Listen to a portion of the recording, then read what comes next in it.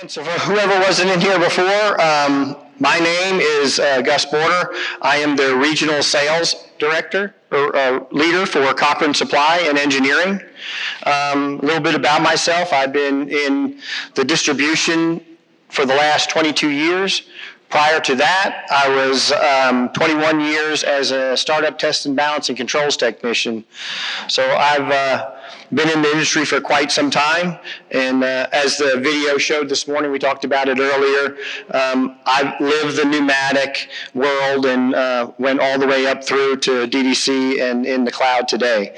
So I've either installed or programmed some of the controllers of some of the panel that we have today, certified in a lot of their controllers, so I know a lot about each individual one of these guys that are up here. So this is the BAS controller is the heart of the BAS product family. It has many IOs and types of ports. How do we program them? We're going to go through, have each of our vendors here explain. We're going to give them a timer. I got my timer guy here, William. He's going to come up, and we're going to make this fair, and we're going to have a little timer here so they won't go over and use up too much of their time. Yeah, we like that, right? So as a control distributor, we wear many hats in our building automation offerings. Yep. So as Cochrane Supply is, we like to stay brand agnostic. So we have a lot of hats as we wear each and every day as we represent every manufacturer that we have up here. So we're going to start out today with, oh, here's your scan to vote. So I'm going to give you guys some time right now. And you can scan this because you're going to want to vote. If you have some buddies and you want to tell them about how great this was and who you want them to vote for, go ahead and take a picture of that. Maybe they can scan it and they can vote too. And we're going to give everybody a little bit of an opportunity here to scan that. I see a lot of phones up. Oh, no, not you guys, not you guys. You guys can't scan this. They're fixing to send this to all their family so they can vote too. Everybody back at their office. It's on Facebook now and LinkedIn. Yep. They're going to use their social media power to the max here. How long do we get, by the way? Did you ever tell us that? How long do you get? So William has got the clock here. Come on, William, get up here with me. And William's going to have the clock set up. And when this clock is going to start counting down as they do their presentation. And when they're done with their presentation, it's going to beep and there's going to be a big hook. You guys can't see it, but it's over there. There's a big hook that comes out that's going to grab a hold of them and pull them off the stage. Just so they don't go, we want to make it fair, right? I don't see any more phones up, so it looks like everybody was able to scan that. All right. First up is Honeywell. And Steve's going to give us his presentation. And then we're going to let Steve get ready, make sure the little clicker works. We don't want to cheat him out of any seconds. Which was that green one, yep. Here we go. Oh, there you go. Don't start yet now. Tell me when. We got to introduce ourselves. Say when. I'm Steve Hoffman with Honeywell. That's all you need to know. All right, when? I'm going to talk about it. Have a little fun here. I'm going to talk about the Honeywell Optimizer Unitarian VAV, and it looks like I'm going to have to go fast. That's what you're looking at right there. Two sizes of Unitary, one VAV, all programmed the same way inside of Niagara. Does everybody know what Niagara is? Let's talk about I/O. We have gotten rid of the analog ins, analog out, digital in, digital out, universal I/O with some relays. Flexibility. Flexibility is the word. The small Unitary has 16 points, 8 universal I/Os, 4 relays, solid state relays, 1.5 amp, 3.5 inrush, and 4 277, 230 volt relays. How about that? Sorry, functional devices. We know we love you guys, but no more interposing relays, no more wiring that, no more time. I'm saving money. The large one has 24 points, 16 universal I/Os, same set on the relays. The VAV is 12 points, 7 universal I/Os, and 5 of the solid state relays. And you're saying, Hoff, what if I have to add points? Each of these controllers has a Modbus slave bus. I can put up to 5 Modbus devices on that bus, 155 points, directly connected to the controller. So no, if my bus goes down, so what? My controller's still connecting to those Modbus devices and still talking. What about resolution? 16-bit resolution, 65,000 increments, okay? I want tight tolerance, I'm giving it to you. Most controllers are 10 or 12-bit. Look at the 12-bit, 4,000. I got 65. Lot of sensors, standard sensors. Hoff, what if I got a sensor that's not on that list? It's programmed in Niagara. Did I mention that earlier? I think I did. You set up your own, your own sensor in the sensor table, pop it right into the Optimizer controller, you're good. Analog out, 16-bit. I didn't mention on the analog in, current sensing, right? I need a 500 ohm resistor. I got to wire it into the input and the wires. I got to play around with that. It takes a little time. Time's money. We have a 500 ohm resistor built into every one of those I/O points, universal I/O points. When I configure the controller download commission, if it's a 4 to 20 milliamp, if it's a milliamp sensor, it automatically activates that 500 ohm resistor. I just saved more time. I saved you some money. He's looking at the clock. Did you get Oh, yeah. Hoff, how I talk to this thing? BACnet. BACnet MSTP for people who want to stay with slow, old, antiquated systems, 78K baud. We got it. You want BACnet IP Ethernet? We got 2 Cat 5 connections on it, Cat 6, whatever. Now I'm at 10 meg. Oh, I have this thing called 10-base T1L. If you don't know what it is, we should talk. 10-base T1L is BACnet IP controller, 10 meg speeds, twisted pair wires. I got a BACnet MSTP system. I take those controllers out, I replace them with Optimizer T1L. I just took that 78K baud system to 10 meg. BACnet IP, using wires. I just reduced your installation cost for an IP system incredibly. Oh, I got a LAN system. I need to retrofit it. Game on. See the wire spec? 18 to 24 gauge. This is not something Honeywell created. IEEE 802.3 CG standard, approved in November of 2019. It's something we found. I think you're going to hear a lot more about it. Changing the industry. What about silk? We got this thing called silk, okay? So, big deal. Wall modules, sexy wall modules. But I can also put actuators on that silk bus, up to 5. Isn't that an interesting number? 3 dampers, hot water valve, chill water valve. I just reduced the I/O that I need by 10, right? 5 analog outs, 5 analog ins for feedback. Silk actuators get feedback. Now they are directly connected to my controller. They're not a BACnet MSTP device that if my network goes down, I lose communication with it. No. Network goes down, I'm still connected to my actuators and I'm talking to them. But the other feature that I get is going from a larger controller to smaller, because I don't need analog outs and analog ins for those devices. I get feedback and I get a dashboard. So my Honeywell workbench includes this dashboard.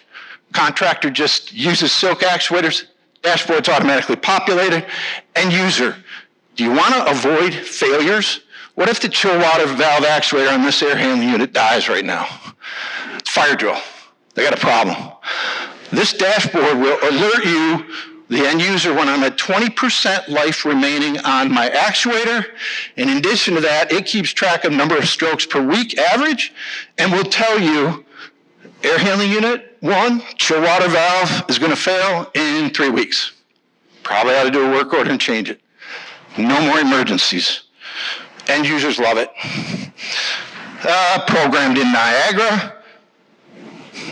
Enough said. We got a module, IRM module. This is the programming tool. Standard old Niagara. Hey, Hoff, what if I don't have a Honeywell Jace? What if I got somebody else's? I got an answer for you. I wish you didn't. But I got an answer for you. You take the IRM jar files, you put it in there, you get this driver, very inexpensive driver, you pop it in, activates the IRM tool, allows you to download commission with somebody else's Jace. Next time you buy a Jace, though, come on. there's your IRM programming tool, what it looks like. Gee, everybody's familiar with that, right? And download commission, all its, group download commission, group download commission. I can do that to Randy, we know each other. He's done that to me before. So master slave, right? I download all my VAV boxes. I realize, oh gosh, I need to tweak the program. I go into the, oh no. I go into the, oh, no, you ain't done yet. What do you mean? I go into the template, I change it, I download, everybody takes it.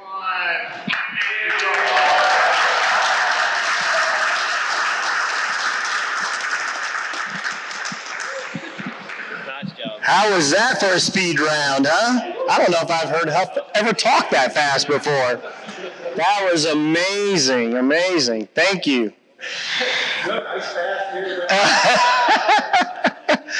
Now, it will beep when you're done, or when it's done counting down, so you don't have to keep looking back. I don't want to see you trip over anybody over here, but it'll beep, and then, of course, the big hook will come out of the side there and drag you off if you take too long.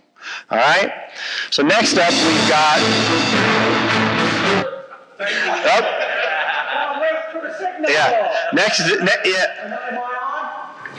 Good. Hi, my name's Mark Petock. I know most of you, many of you in the room. Bitcoin, just remember, I can do that for you. Is this, used to be a tritium. People call me the father of the Niagara brand. I was there for about 11 years. Now with Lynxspring, we are a leading building controls manufacturer. I'm going to do something a little bit different, and I'm going to go to the videotape first. Thank you.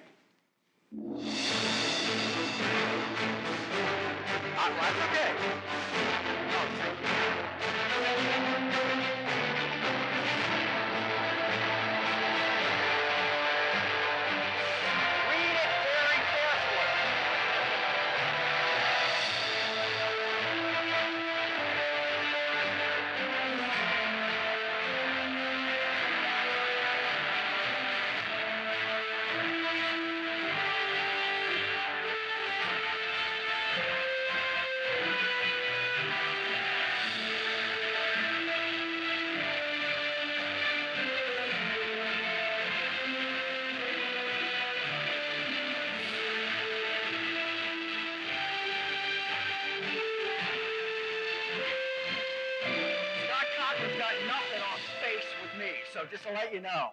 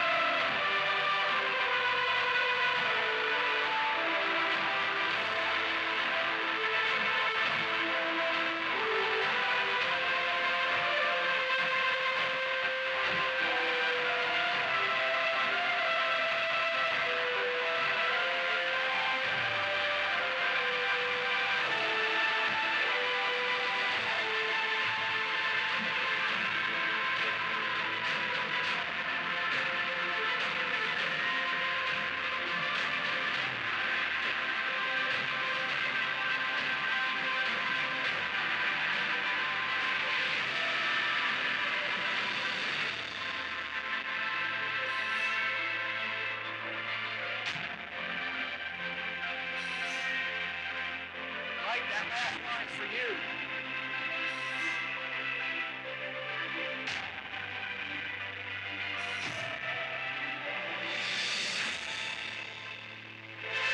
All right, the genesis and Edge 534. So you got a little bit about it. So what is it? It's the new generation of Niagara IP controllers. As you can see, there are 3 different models, which I'll get into. And again, I'm going to rush through this. It is the first fully embedded Niagara programmable IP controller. We came up with this and working with our friends at Tritium back in 2017. We wanted to take Niagara other places other than a Jace. It consists of a product portfolio of 7 IP programmable controllers and extension modules. And today there are now over 50,000 installations that are installed globally. Universal automation, integration, and equipment control. Again, taking Niagara to places where it's traditionally been very hard, very expensive to do, such as any type of facility, small, medium size, plant control, unitary control, equipment control, rooftop units, boilers, fan coils, whatever. Fully embedded Niagara 4 stack is in each of those devices, not just connecting, a fully embedded Niagara stack. Built on Linux OS, which we all now know, the new Jace 9000 is Linux OS as well.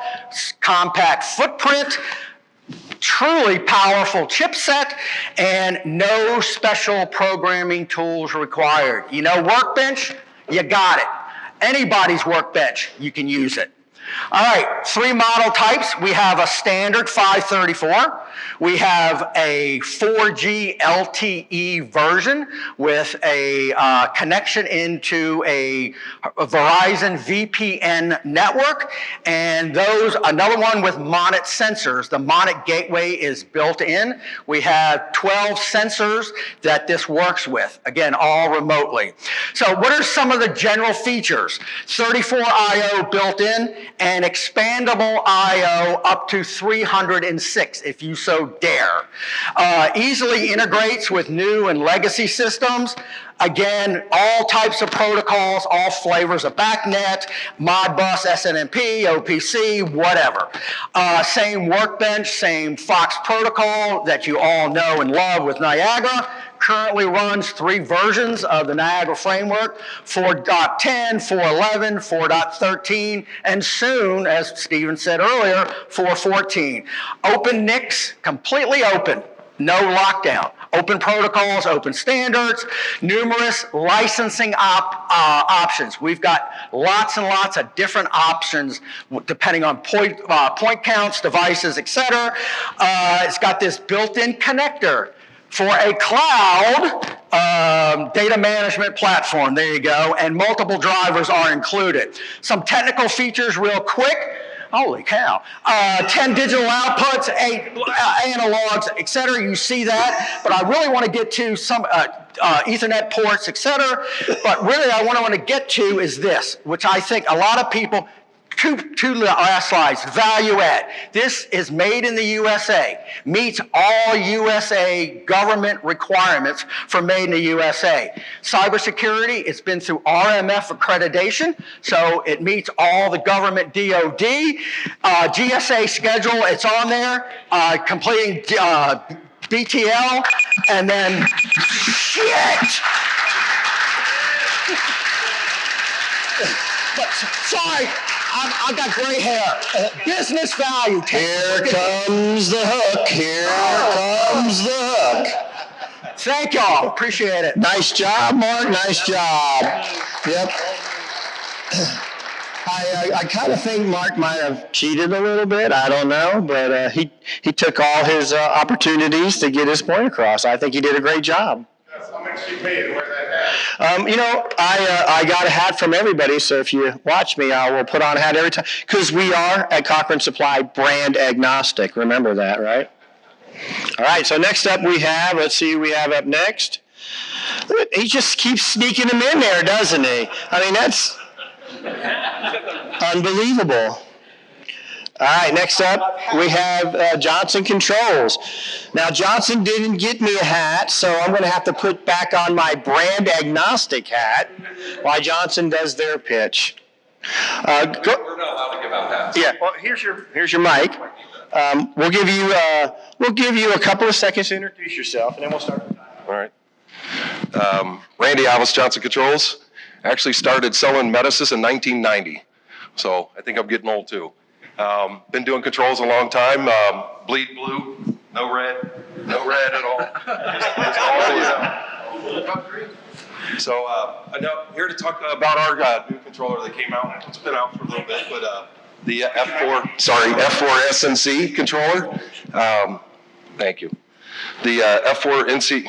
Oh boy, which one is it? The green one. Oh, thanks. Okay, the F4-SNC Supervisory Controller. I don't know if anybody's heard of it or ever seen it before, but it's a pretty cool controller. It's really like a mini supervisor or a plant controller, you might as well say. It has a web browser, like a user interface. There's built-in displays, with displays, without displays. It can have controllers underneath of it, like 50 BACnet IP controllers, and 50 BACnet MSTP controllers. Has an onboard SA bus. You can have your NS sensors, temperature sensors, discharge air sensors, all that kind of stuff too. Expansion modules can be on that SA bus too. It also has the BC BACnet profile built in. I think some of the big things about it though is the SNC, there's two models. One has 16 inputs, 12 outputs, and then you can get it with displays or without displays. And then there's an SNC 2512, which has 25 inputs. This is on board the controller, 25 inputs, 15 outputs. So that's quite a few inputs and outputs, plus you have the SA bus. It's used to program it is with the SCT tools. As far as the 40 UIs and stuff, you can see the universal inputs, BIs, COs, AOs, and BOs. Same thing with the 16. Device connection, I kind of talked about it, 4 devices. There's 2 models, so one only has 4 devices and the other one has 96 devices. Ethernet port, and then you can do SC bus, BACnet MSTP, and BACnet IP. Maximum BACnet objects is like 2,500, and again, all the different protocols. Features, really it's just about how many onboard I/O, again using an expansion board. You can see the maximum allowed devices across the integration, 96 on the one, 4 on the other. BACnet IP, maximum devices on the trunk, 50, which I mentioned already, and on BACnet MSTP. What else can I say about this thing?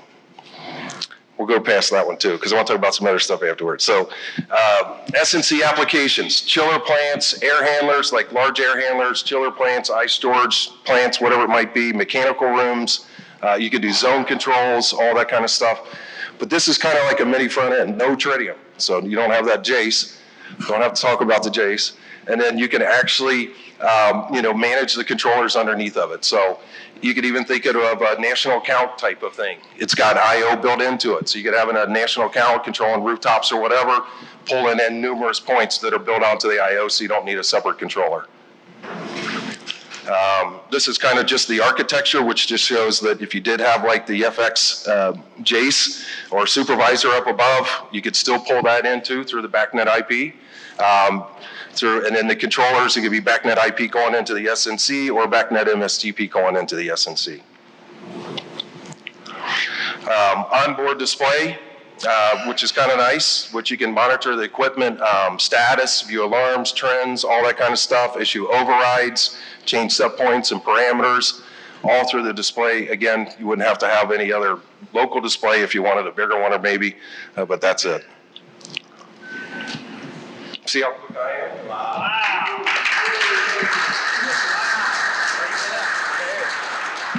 That's impressive that he was good. Yeah. So I gotta, before Scott starts, I gotta change hats here. So I gotta put, there we go. You ready? I'm always ready. All right. Give me a few minutes to introduce yourself. All right. Scott Schaefer with Distech Controls. I got you beat by a year. I started in 1989 in the controls industry. So, yeah, we are getting old. But I'm here to talk to you about the best controller in the industry. So with that, let's go.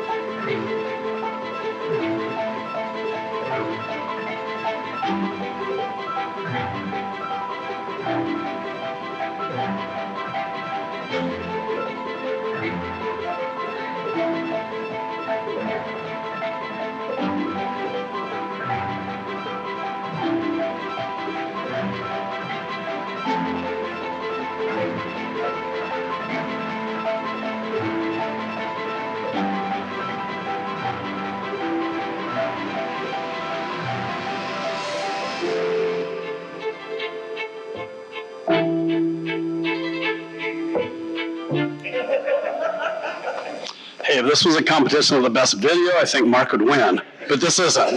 It's a competition of the best controller. So I'm actually, when Scott Cochrane called me to talk about this conversation, I was like, do I really have to pick one controller? That's really tough within Distech because we have so many amazing controllers. But the Apex is way before its time. This is the next future-proof controller.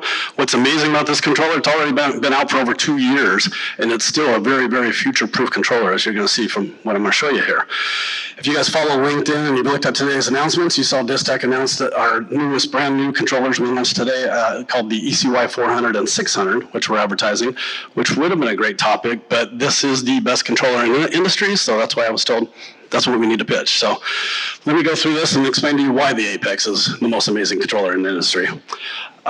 First, building controller literally has proven artificial intelligence built into it. We have a quad core processor maintaining the processing. You've got a coprocessor just running the RS-485 communication inputs.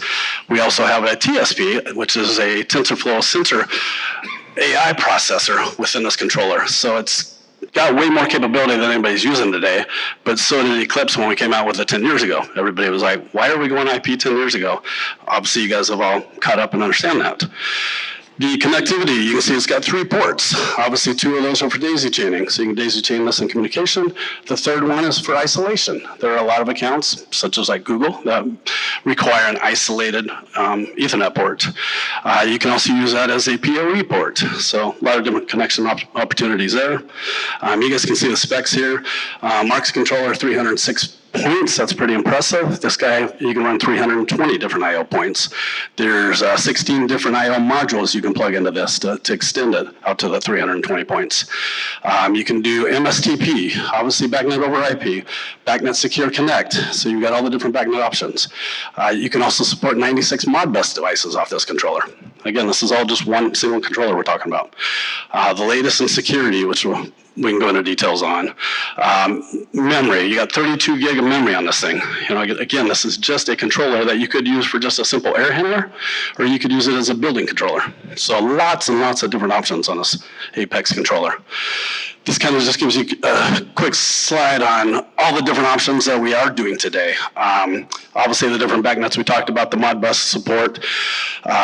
Inlight is our Acuity lighting controls, which obviously we can control the lighting from this. In Ocean wireless sensors, wireless communication, so you can do full wireless with this. RESTful API is how our whole Eclipse line works. If you understand anything about the Distech Eclipse line, that's what makes it very, very powerful, doing the REST APIs. MQTT, again, this controller was out over 2 years ago when we needed things like MQTT communications to get in accounts like Google. So that's really helped us in that side of it. The LoRa, I mean, this goes on and on. The Azure Hub we use for connecting to the cloud. So this controller really brings us to the cloud. You know, we always talk about edge to the cloud. Again, this controller is there. It has those capabilities. Let's go, I'll just go through. So a lot of you are starting to hear about, if you haven't already, what containers are. This controller contains what we call Docker. Docker is how you do containers of different applications within a controller. So what that means is I can run different instances in this one controller for many, many different applications. For instance, a lot of you have heard that Tritium Niagara is coming out with a containerized version of Niagara. Well, why would they do that?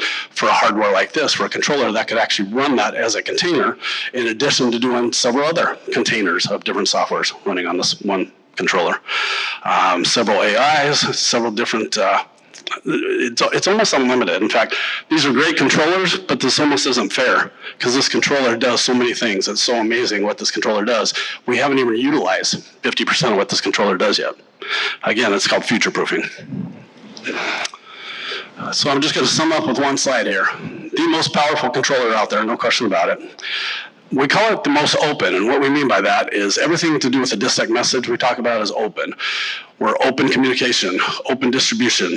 It's Linux-based software. It's our GFX program, you know, for programming. All those are considered 100% open.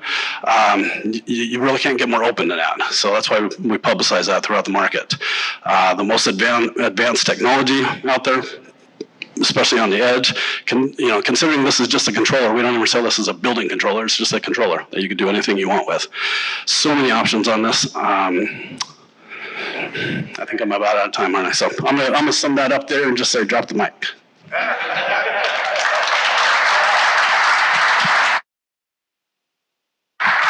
Scott has obviously practiced almost to the second of getting that presentation down. I'm impressed. Oh, wait a minute. I have to change my hats. I'll be right back.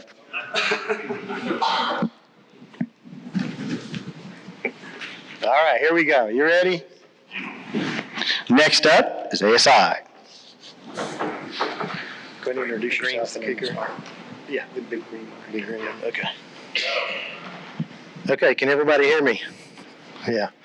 All right, I'll tell you what, going last, it pretty much sucks because you got to sit up here and watch all these guys go through this, and then you're sitting there sweating, ready for it. It's like speed dating. 7 minutes, and then you get a new date. 7 minutes, you get a new date. 7 minutes, you get a new date. I still haven't figured out which one I'm going home with yet, but I'll let you know later. My name's Jack Floyd. I'm the president of ASI Controls. I'm really excited to be here, Scott. Appreciate that. Of course, only you could come up with this to have some kind of battle of the brands. So I love it. Win, lose, or draw, I'm happy to be up here. These are all wonderful guys. I've known these guys for a long time. I've been in the industry since 1995. I started out as an actual installer banging sheet metal, if you can believe that, and have worked my way all the way to the president of the company. So I've had a long career of lots and lots of different things where basically I've held every position you can imagine. If it's in our industry, I started out working for a manufacturer. I went into working for a mechanical installer, and then I went into working for systems integrators. I owned my own company for 7 years. So I've been there and done that a little bit, and here I am. So, all right, let's get to it. I'm going to get to it. We got to start this time. Start it. I thought you already had. All right. Hey, I'm going to keep it simple. I was watching the sales slide or the sales panel earlier today with Scott, and they said to keep it simple and make your points really quickly and be concise. He did also say make sure that you had the shiny slides. I think Mark already took that, but that's okay. Yeah. So. Who in here's heard of ASI Controls before? And be honest, raise hands if you've actually heard of ASI Controls. Okay, so about a third of you have heard of ASI Controls. That's okay. If you look at the slide that's up here, you'll see we go back to 1986. We've been around for 38 years. Our founder, Bill Chapman, back in 1986, decided that he had an idea that was worth sharing with the world. And here's the cool thing about ASI Controls, and this is why I love working for ASI Controls. It's an awesome place and the people. And Scott started it off this morning. And then one of our keynote speakers started off, I kept it going, and I'm going to keep it going again. The theme is to share, all right? We have been sharing our secrets, our trades, everything that we do with the world. ASI Controls was the first direct digital controller, all right? Not the first digital controller, first direct digital controller. What does that mean? Bill Chapman came up with the idea that says, hey, you know what? We got all these digital controls out here that are cool. They got IOs here and they got IOs there, but then there's this main processor in the middle of the building, and that is what controls everything and turns everything on and off. But if you lose that, you lose the whole building. So he said, why don't we put a processor, a microprocessor, at the VAV level where the IO is? So 1987, he introduced it to the ASHRAE show. First world's direct digital controller. I'm not going to go through this whole list. I just want to give an idea to show you guys that, hey, we've been around for a while. The idea of sharing, ASI in 38 years has never once filed for a patent. They have never once done a copyright on any of our software. They've never once sued anybody for using our technology. Why is that? Because we actually want to better this industry. That is the whole purpose of ASI Controls and why we're here, is to share our technology, collaborate with these guys. I collaborate with all four of these companies every year. I talk to them about what we're doing, and they talk to me about what we're doing. It is an awesome industry, and I'm proud to be here. So with that, I'm going to move on, and you guys are going to think I'm crazy for this, but I'm going to talk about a VAV controller, all right? You know, I'm sitting here looking at these nice edge controllers and these guys have put out here and the cool things and all the stuff that they can do. But this little controller right here, I tell you what, it can hold its own. It's a big power and a small controller. And to start with, you can see there's nothing special here. It's fully programmable. We call them the ASIC 3 controllers, 6115 dual Ethernet. All right. It's got a quarter amp load comm chip. It's got BBC, BACnet compliant, 15 IO, 8 universal ends, 5 binary track outputs, 2 analog outputs. It's got a dual airflow sensor for doing dual duck and that kind of stuff optional. It's got a real-time clock optional. It's got damper feedback optional. And then it's got an SD card backup and restore, which is kind of a cool thing. That's just inherent. It's really kind of funny because all of our ASIC 3s have all that same stuff. Our 9540 has it, our 9520 has it, the 6115 has it too. All three of them have the same thing because they all have the same firmware. So this little controller right here that's a VAV controller has the same firmware that our 9540 has, which means the programs are interchangeable.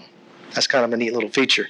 But what I really want to talk about, and we're going to have Bluetooth capability. It actually has Bluetooth capability now as an option.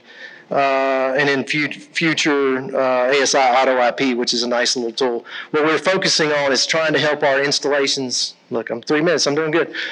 Our installations being shorter and easier. And I really got some good validity today with one of our new partners that Cochrane has brought on, and really it made me feel good as a leader in the company, because he came up and he said, you know what, your controller is awesome. I love it. We install it, and I won't install anything else because it saves me money. It saves me time. What you guys are doing, keep doing it. And I told him, hey, what do you need? What do you want? Because that's what we want to do.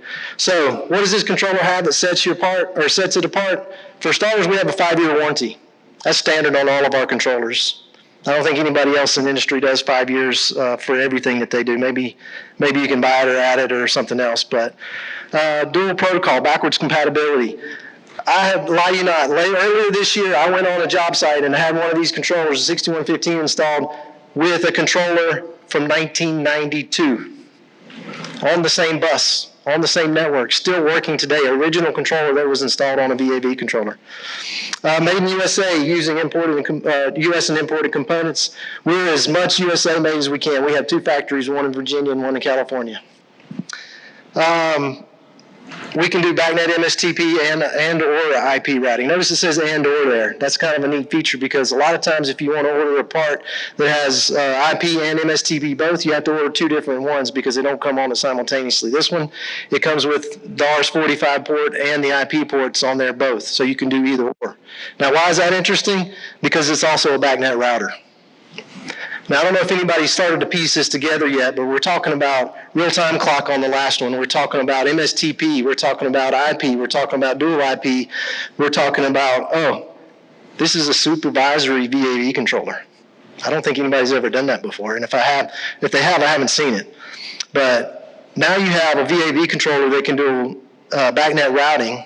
It can convert from MSTP to IP, send it up to your Jace, to web supervisor, to your cloud, wherever you want it to be. And it's all at the cost of a VAV controller, not the cost of a $1,000 supervisory or an edge controller or any of that. It's a $200 VAV controller right here, BACnet routing. One of the cool things, and this is one, and I was a VAR, value-added reseller for ASI Controls before coming to work here. I sold VAVs for, I got 40 seconds, that's good. I sold these controllers for about 15 years before I ever got asked to come to work for ASI Controls. And the thing that I always loved about them is we have over and under current and voltage protection on all of our circuits, on all of our controllers. Now think about that. We got over and under voltage and current protection on not only the inputs, the outputs, the incoming power, but also the communication ports. We've had that standard since 1990. We protect our controllers. They are the most reliable controllers in the net. And Nicole, I promise you I was not going to tell my hurricane story, and I'm not, because she's heard it 1,000 times. But, thank you very much. Thank you, Jack. Very good. Thank you, Jack. That was really good. I mean, he ended right on time. So I had a bunch of questions for you guys, but you kind of answered them through your rapid fire presentations there. So we're going to open the questions up to the audience, see if any of the audience has any questions. Anybody got any questions? Mr. Cochrane has a question. Run up there, give him a mic. Let's hear what he's got to say.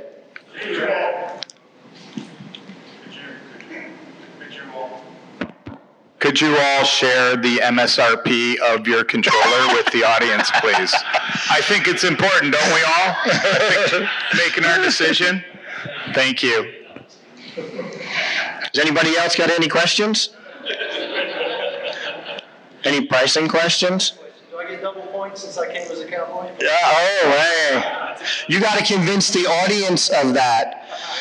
So as I'm waiting here for one of you to pick a question, we did have some random questions come in from the audience. They texted me during this, and they want to know something from each one of you guys. They want to know how many amps are your outputs rated for before we let the smoke out of it. Does anybody? They're just shaking their head yes. That means that smoke will come out of it.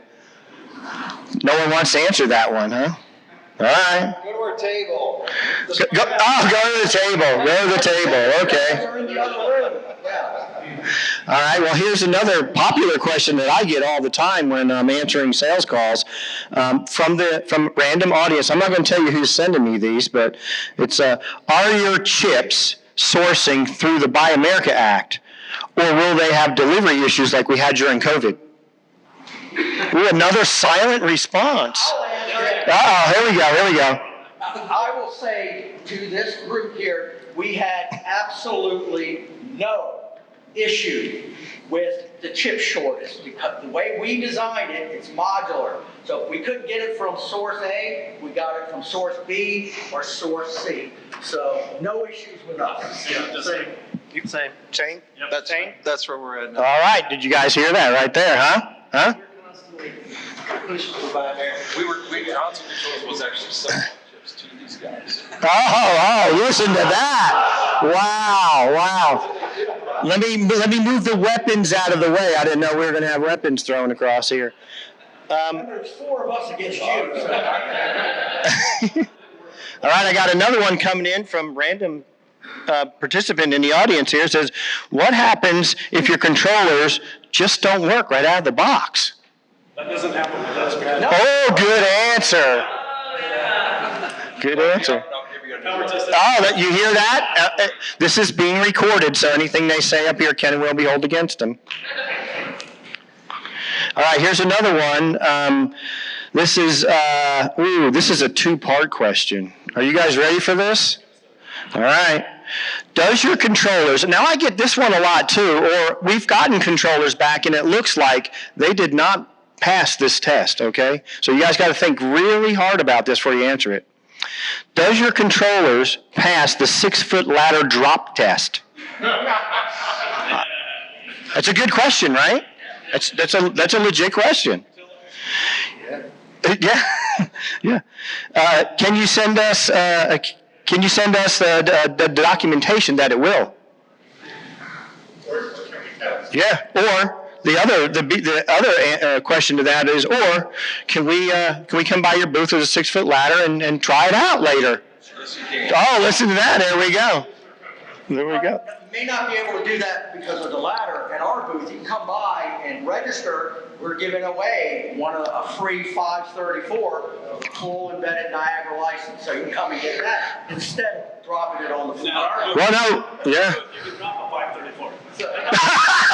Oh, wow, that's pretty good. There you go. There you go. And if you drop that 534 and it breaks, well, then it didn't pass the drop test, so they'll give you another one. So there you go. So if you have not, thank you all for coming in and doing this. Thank you guys for willing to get up here and let me make sure you're all still fit enough to do a 7-minute presentation. I really appreciate that. The code is back up on there, so if you did not get a chance to scan that code, go ahead and scan it, and make sure you vote for your favorite. Oh, and we will be announcing the winner of this fabulous trophy, which I'm not allowed to put it right here, but this fabulous trophy will be handed out tonight at dinner. All right? So make sure you vote. There you go. Yeah, there you go. Yeah. You got 7 minutes to vote. The voting's closing in 7 minutes. William, start the timer. All right, thank you guys.